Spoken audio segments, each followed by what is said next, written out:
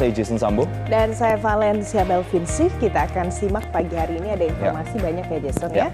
Dan pemirsa kita akan awali dengan informasi karena cepatnya penjemputan Syahrul Yassin Limpo oleh KPK ini mengundang tanya. Padahal ex-mentan itu rencananya bersedia menemui dan memenuhi panggilan KPK pada hari Jumat ini. Komisi Pemberantasan Korupsi akhirnya menjemput paksa mantan Menteri Pertanian Syahrul Yassin Limpo. Informasinya, KPK disebut menjemput paksa SYL di sebuah apartemen di kawasan Barito, Jakarta. Syahrul Yassin Limpo akhirnya tiba di Komisi Pemberantasan Korupsi sekitar pukul 19.15 waktu Indonesia Barat.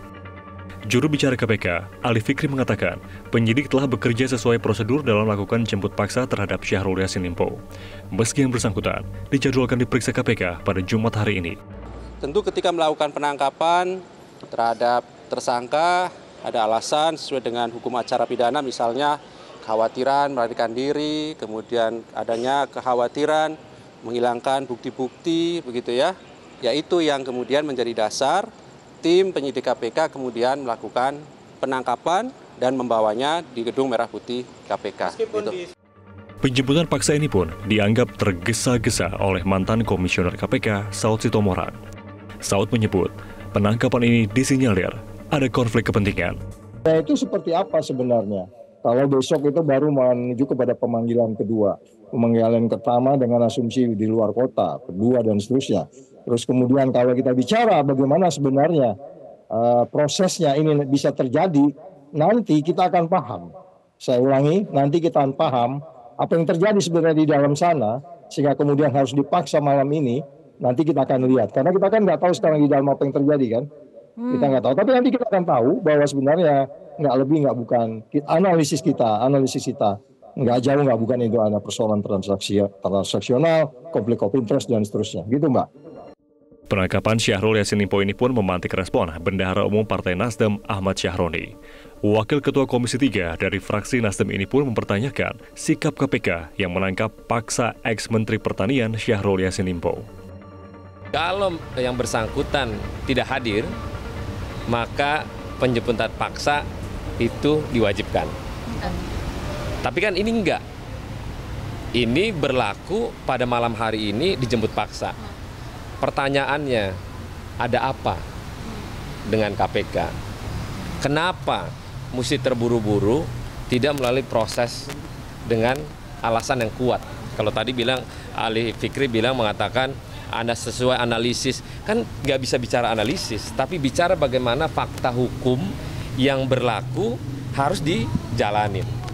Kita nggak mau berburuk sangka, tapi kalau hukum acara dan kekuasaan power dilakukan, bagaimana nih? Ini terbukti bahwa kalau KPK sekarang punya power besar dan power itu dipergunakan ke sewenang-wenangan. Pertanyaannya, ada apa dengan KPK? Kenapa? Ini kan Pak SYL bukan lagi menteri. Kenapa mesti dipaksain malam ini mesti ditangkap? Kuasa hukum Syahrul Yassin Limpo, Febri Diansyah, memastikan kliennya tidak akan melarikan diri. Pernyataan itu Febri sampaikan saat mendatangi KPK guna mengonfirmasi upaya jemput paksa yang dilakukan KPK terhadap Syahrul Yassin Limpo pada Kamis malam.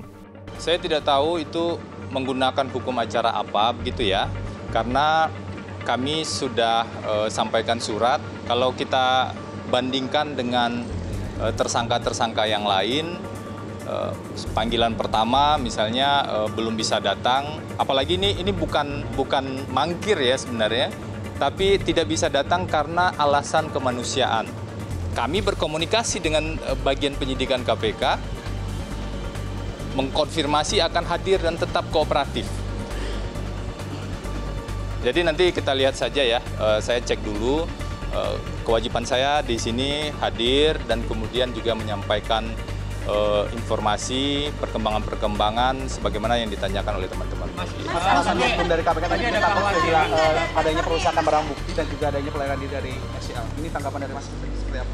Saya pastikan Pak Syahrul Yassin Limpo itu tidak akan melarikan diri.